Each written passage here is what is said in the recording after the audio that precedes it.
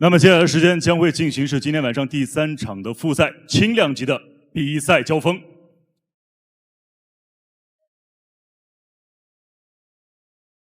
JCK 王者系列赛007接下来进行的是今天的第3场男子复赛。比赛来到了71公斤轻量级，我们看到这是也是一场中外大战。那首先出场的是代表格鲁吉亚出场的鲁斯兰·博尔克瓦泽。这位选手我们看到也是非常有特色啊，他们的这个长相都非常有特色。是的，是，他是来自于格鲁吉亚，我们看到今年是25岁。那么身高呢是172，臂展173。很有意思的是，他的技术核心大家可以看一下是散打，没错。他是一个比较可以说是以战力作为自己格斗基础的选手。目前的职业战绩呢是13战9胜4负，这是他第一次来到 JCK 的八角笼当中啊。他也是来自于格鲁吉亚本土的 BFA 战队。是一位非常优秀的选手，大家不要看身高臂展只有173啊，这个恐怖的爆发力不是盖的。没错，那他其实从2019年开始自己的职业生涯，至今为止，我们看一下，他已经是打了13场比赛，从来还没有遭遇过降服所以说这位选手只有1场比赛呢是被对手终结，仅此而已。所以这位选手我们看到他这个大胡子下面应该是潜藏着一个比较坚硬花岗岩一般的下巴。是的所以这位来自于格鲁吉亚的选手在今天希望能够在八角笼当中来展示自己的散打功夫，也就是格鲁吉亚选手鲁斯兰。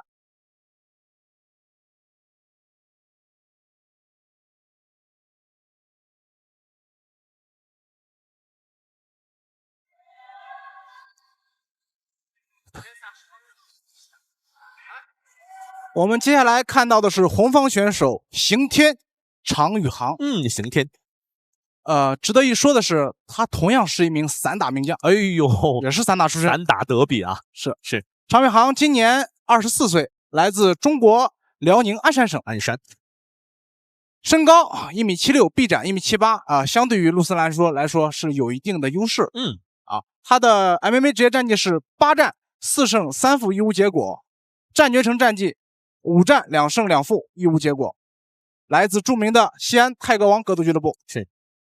刑天常宇航这个绰号非常的霸气，也是我们可以说是中国上古神话当中的一位不死战神。是的，值得一提的是常宇航的他这个胜场的 KO 率是超过了75%，也是一个非常强势的这个打击系的选手。那其实他之前我们看到他在比赛当中呢，也是在JCK 的八角笼里面拿到了非常多非常精彩的胜利包括是当时对阵这个杨鹏鹏包括 KO 掉没错，后来也是和毕德利亚也是进行了2场大战，2轮大战，是一位战力技术非常出色并且优秀的选手。没错，也是给大家留下了非常深刻的印象的也是一个打击风格非常硬朗的选手，因为来自于西安泰格王，大家也都知道是谁的俱乐部。是的，所以说这场比赛看到刑天常宇航在八角笼当中要碰一碰这位格鲁吉亚的硬汉。散打对散打，那让我们拭目以待。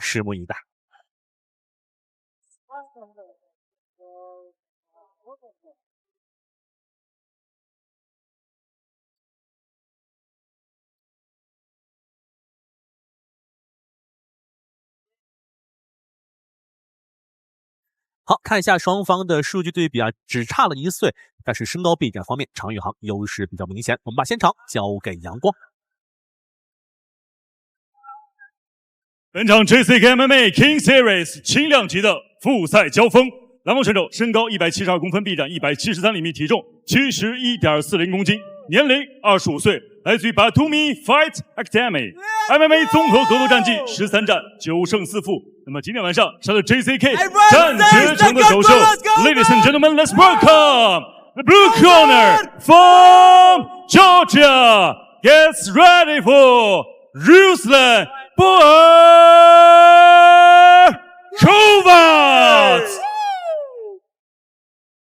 本场比赛，红方选手身高176公分，臂展178厘米，体重71.50公斤，年龄24岁，来自于西安泰格王格斗俱乐部，MMA 综合格斗战绩8战4胜3负，1战无结果。JCK 战决成战绩5战2胜2负，1战无结果。他就是来自于中国的红方选手刑天张宇航。本场比赛场上裁判杨明。Weather. No bad hat. What's up, man? No love. Okay, pass. Back. Back. 好的，我们轻量级 George, die. 常宇航对阵陆思兰 Fight. 5回合。这一场 JCK 铁笼当中的散打德比。卡夫踢准。散打选手相对要紧一些，节奏会快一些。是单发的质量也高。我们看一下，哎呦，鲁斯兰膝盖这下有效果，有效果。常宇航迎击的膝盖，看一下抱单腿的技术，看一下常宇航所解决的一个抱单腿，跟整个踏步去调整推头，肘推头是。常宇航大腿好粗壮，没错。其实刚才我想说一下，大家可以看一下鲁斯兰的这个大腿肌肉，没有想到常宇航的大腿更加粗壮，打击系选手的一个典型的身材。是的，吃得很深，双手搭扣拉倒对手，是搭了想搭腿三角的三角吗？看一下常宇航起身站立之后有没有机会？还是放开了。其实没有想到陆思兰会上来就是一次大摆拳之后发冒帅，没有想到是。再一次拿刀，现在常宇航会很难受，因为陆思兰现在把这个肩膀的这个压力给到了这个胸的位置，没错，呼吸很困难。是这个压力其实大家如果没有在8点钟当中被这个顶过的话，那种感觉其实大家是难以去了解的，是的，非常难受。常宇航现在是被对方搭了一个双腿的三角，是的，就是常宇航要抽腿，尽快把腿抽出来，并且来到跪姿，是尽快起身。对方的经验非常的丰富好的，拿到了腰，看一下，拿到腰的位置，这个位置核心被控制之后就不好动，相对来讲。单手支撑，我们看常宇航还是想找第3点，但是陆思兰缠斗这个压力还是很大，没错，经验非常的丰富。你看，抱腰。之后我们看又换了一个角度，想把常宇航一点一点拖向深渊，想把他压倒、压平。常宇航做一些动作，推头以及活动自己的胯。现在被对方吃的有点死。是的，是的，现在被控制胯之后就很被动。没错，这边的话是换了另外一膝盖，膝盖顶大腿。这下从我的位置都能听到这个肉体撞击的声音。我相信鲁斯兰应该之前起身，常宇航。其实常宇航这时候赶紧擦捧，赶紧抢一下。是，看一下，先是防止对方的位置，抢一下，把对方的手扣打开，然后出来。是，打开之后，这样的话对方没有办法直接去抱你的这个腰的位置。是，不那么好使劲儿。拖把，看一下，拖把了。双方争夺的非常的激烈，我们看。还是去想超腿我相信鲁斯兰应该赛前研究过常宇航之前比赛的一些风格。是的，包括盯得很紧。你看，包括之前他跟毕德利亚2场大战，这种战力打击非常的可怕。看一下鲁斯兰换了单腿，想拉出来。那常宇航其实贴笼做的不错，是，对，但是要出来，尽可能的出来，不在这儿待着。推头，赶紧出来。抢一下，找到机会，找到角度。对方是把整个身体贴在常宇航身上，然后进行这种盲打。是的，这个压力是很大的，很大。要小心，要小心，还是避开这个危险区的，避开危险区。又一次发动。常宇航其实在笼边整个的这个重心的转换做得还非常不错，是的，没有给对方太多的优势。但是话还是这么说，又一次拿单腿推头，常宇航。对方真的很粘着呀，非常的粘着，非常粘着，能看出来力量很大，是上半身非常强壮。这样的话，常宇航还是应该绕出来，绕到这个开阔的地带，施展自己更强的打击技术。是的，像这样缠斗之后，会对自己的打击技术产生一定的影响。对，肌肉乳酸会堆积，乳酸堆积过多会产生这种酸痛感。是的，看一下鲁斯兰，确实第一回合的战术非常的奏效。目前的话，大概还有40几秒钟的时间，常宇航还没有办法施展自己的强力的打击的技术。是的，不停的挤靠打击。其实在这儿的打击，如果不是特别冷的话，其实还好。袭击。有一次想发动双腿搭扣的双腿抱摔。比赛还有20秒。这样的话，第一回合我们看到，其实常宇航对于对方的这个战术和抱摔的技巧，应该是有一个比较明确的这种想法的。鲁斯兰太黏了，太黏了。他可能常宇航会想，谁跟我说他是练散打的？好的，第一回合比赛结束。双方第一回合，刘聪老师点评一下2位选手的发挥。其实这场比赛啊，一开始我会以为就是一场酣畅淋漓的战力打击大战，是没想到，万万没想到但是可以看到这个常宇航我跟你说，的这个水后还是非常好，是他没有体能的一会儿，你看他还会冲，你知道吧？你快速打完2天之后，发动爆摔，现在到说你的。他这旁边的动作是不是有效果？有效果，因为对手的这个动作变慢了。我觉得也是。我们看一下，嘣，这膝盖。所以我们看到鲁斯兰确实第一回合一直是在进行龙边的挤压缠斗。是的。那么希望第2回合开始，常宇航能够去尽量的尽快的去调整一下自己的策略。是的，摆脱对方的这种缠抱的能力。对，因为他的能力更多的是体现在自己充分的打击技术上。是的，也是缠的时间越久，对自己的这个打击影响越大。没错，因为他来自于西安太公王这个东北虎王冠的战队，以打击为主。好的，双方的第2回合。我们可以看到，这次陪常宇航来的是刘晓阳教练。后手拳，哇，刚才那下很重。我觉得应该是卡蒂有效果。有效果！哎呦，非常有效果。我们看一下，现在开始不停的去提膝，那鲁斯兰是不是再挨一下的话会换架？再骗下潜，鲁斯兰。是的，常宇航要多出动作，其实要小心自己还是要注意自己的重心的调整，打击的时候不要失掉重心。鲁斯兰换架了，是踢疼了，应该是有效果。高扫，直下打上，后手拳，有一次滑倒，吓我一跳。我以为是没错。又一次，看来地扫有了效果。分开的时候要注意，鲁斯兰的这个抡摆很重，这种冷拳容易反击倒。没错。常宇航发动抱摔，又来推头，又来。所以常宇航要做的是从龙的这个位置出来，占据这个龙中央的位置。没错。因为自己是站立系的选手，肯定不要被对方这样过于挤压在龙边。是的。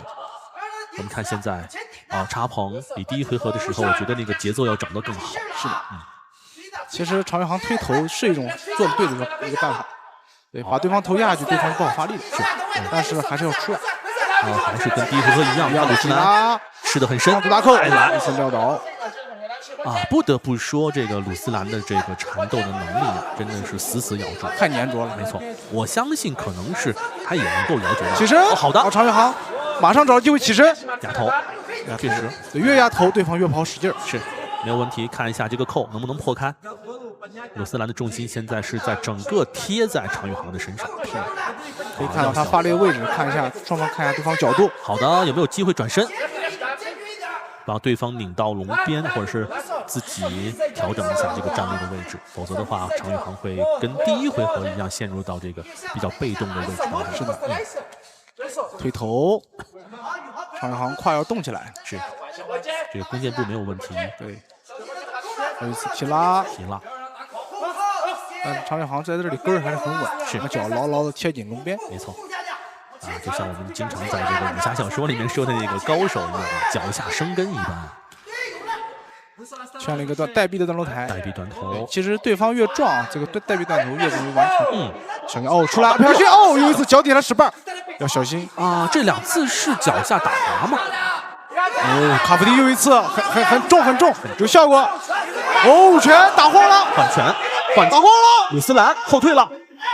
要小心对方下潜，又一次龙边，话音未落，刚才打晃了，没错，头部应该是有打击的效果。那这样的话，而且可以看到，其实露丝兰她的这个体力消耗更大。是，其实整体来看的话，第2回合，整个的走向其实是以常宇航的打击的效果来决定的。是的，露丝兰出来了，好的，铁笼中央的位置，后手拳，前手后手，又一次连击。常宇航有信心，双方拼拳，有信心，有信心。这时候可以找一下膝盖，其实是的，有机会的。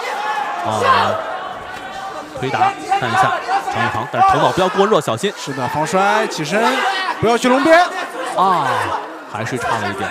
对方的这个在处于劣势的情况当中，我觉得其实他对场上的形势判断还是非常冷静。是的，非常冷静。这时候露丝兰在刚才挨了一波狂风暴雨般的打击之后，立马来笼边休息。是，可以看到他一会儿没有做动作，在这休息。确实，一个可以说是经验非常丰富的选手。对，经验非常丰富。那这位选手其实他的比赛当中呢，判定其实胜利是占据了80%。那么从这个特点上可以看得出，其实他的体能和耐力是一个非常强的选手。所以，我们看一下常宇航的笼边是不是能够尽快的去摆脱出来？因为刚才其实在打击过程当中，我们看到了常宇航的优势，是看到了很大的优势，很不错的。对。切中线，踢对方腿，看一下常宇航扭身，20多秒钟的时间这个位置是很累的，是2个回合在笼边的缠斗。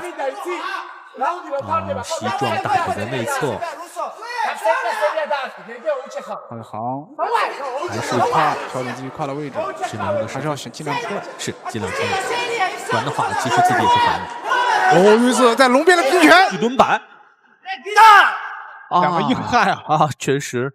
那么，从2个回合的过程来看的话，其实还是能够感受到露丝兰对常宇航的打击，尤其是前腿的卡夫踢是非常的忌惮，是的，有效果。问题啊，第2局可以没问题。而且拳的质量方面，常宇航也是。我跟你说，宇航每次好很多，打的非常有效果，知道吗？那个第2下带不用你，其实是端着这个正面的报价，但是我们看一下常宇航的那个卡夫踢一下就很重，是。我们看。高扫，指下打上，打击点非常立体，扫击对方支撑腿。受到重创之后，我们看到露丝兰也是非常的激进，拳法对拼。对，常宇航相对更正更稳一点。那这场比赛其实打到现在的话，双方的技术特点应该是对对方已经是一清二楚。是的，展露无遗了。没错，场上的局势。包括像这个，我觉得抱摔如何去防止对方的抱摔和这个笼边挤靠，应该是常宇航不错。踢腿，后手拳，打击，后手拳很重，有可能 KO 吧？连续上位砸拳，追击，推开，小心，还是要推开。刚才有机会刚才非常的危险。常宇航的后手中拳非常精准所以毕竟是这个泰格王俱乐部出身的，没错特主席见长。我们看到露丝兰，地面砸击，好的，砸拳，上位砸拳，裁判喊翻白了，一定要打回去，有动作，不然的话，不得不称赞露丝兰的回血能力，回血能力非常的强。那目前我们看到常宇航其实也是排在轻量级的第6位，也是参加了我们本年度的轻量级的8人省级大赛，最后是那个输给了毕德利亚。但是在比赛当中，这种硬朗的作风给是大家留下了非常深刻的印象。是的，还是不要尽可能起身，是越在这个位置，对方缓过来的可能性越大。是。1分钟的时间过去之后，我们看到常宇航现在是处于一个比较不利的位置，在坐的位置，胯也被控制着，是相对不好起身，还是要制造机会，让对方错误自己起。要松快看一看有没有机会，现在是2点支撑，有没有3点，有没有机会3点之后逐渐的去破开对方的把位和这种比较粘着的抱摔。是的，对方游侠形跪起来。也很聪明，是的，也很聪明。转换，打两拳，我们看打两拳之后保腰啊，保证自己的一个重心和位置，优势的位置。是的，所以陆思兰肘跟膝盖相连，防止这个常玉航腿抽出来。是，对，也是经验非常丰富，想想抓手拉倒。是的，要我们看想拉掉常宇航支撑自己的第二点，所以对于地面上来说，他的争夺可能更多的是要抠掉对方的重心，破坏对方的支撑点。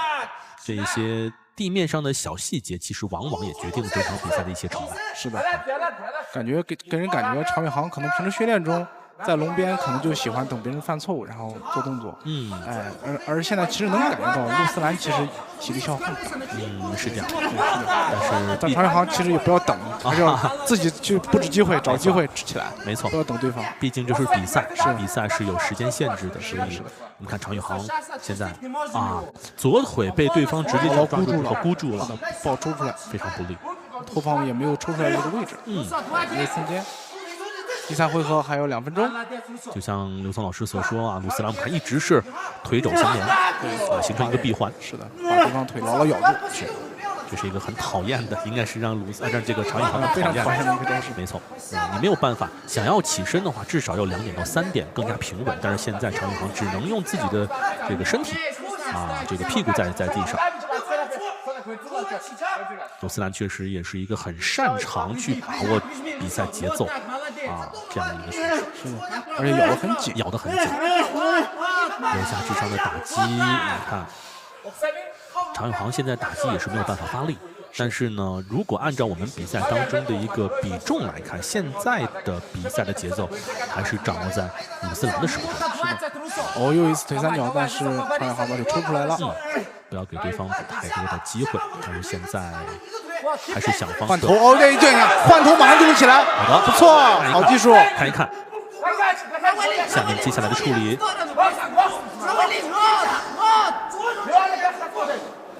鲁斯兰想勾对方腿，还是要勾对方腿，是。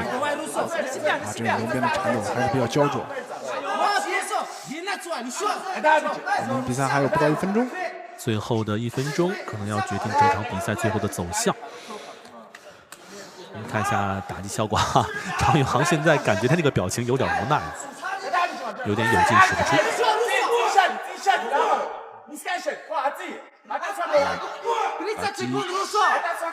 抢一下，找机会抢一下出来，还是应该去尽量的，我们看到给自己一个输出的空间。2位散打高手在这一场太焦灼了，非常焦灼，在笼边缠斗向我们展示了一下缠斗的一些方式。最后的10秒钟，这个比赛其实现在看上去还不是特别的明朗。是的，因为常宇航并有优势。是。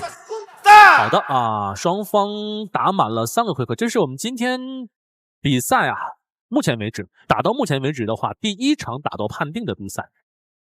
就像刘聪老师所说的，这个比赛其实很难说。是的，常宇航有打击的效果和优势，但是整场比赛的这个节奏控制和整个的体位控制上来说的话，又是鲁斯兰占优势。是的，所以可能这个难题还是要再次抛给我们的旁边的裁判老师。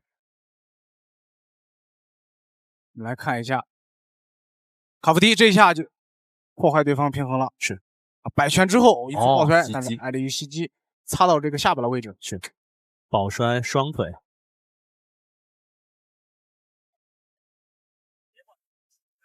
防摔。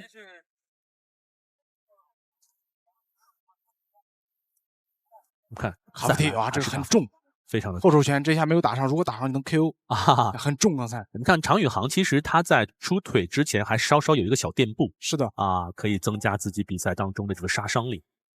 看一下鲁斯兰，最后还是在地面上结束了双方3回合的争夺。我们看中近距离的平拳，常宇航质量不错，后手拳这一下非常的重，打出了明显的那个头部移动。是的，其实是有机会终结对手，但是不得不佩服鲁斯兰的诙谐。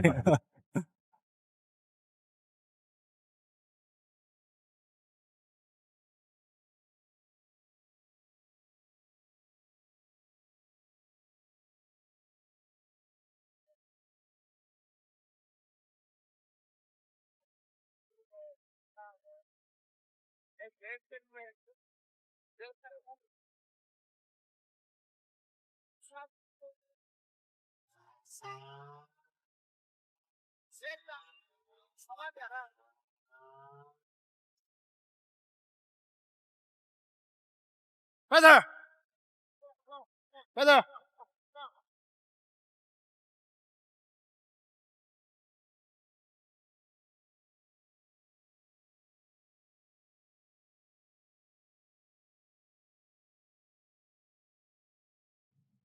After 3 rounds, tough fight. We have the final official decision. 1号裁判28比29 ，Judge number 1 22-29。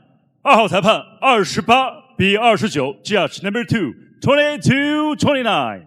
3号裁判28比29 ，Judge number 3 22-29。本场比赛3位裁判一致性判定。蓝方胜 ！For the winner, by unanimous decision, win by point, presenting Georgia, the blue corner, Ruslan Borkovat。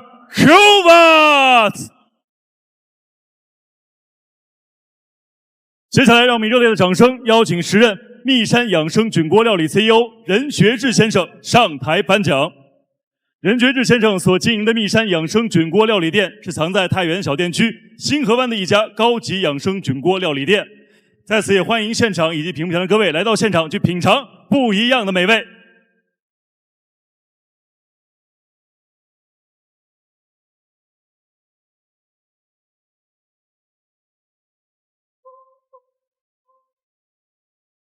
好，感谢颁奖嘉宾，感谢双方选手出色的发挥，谢谢。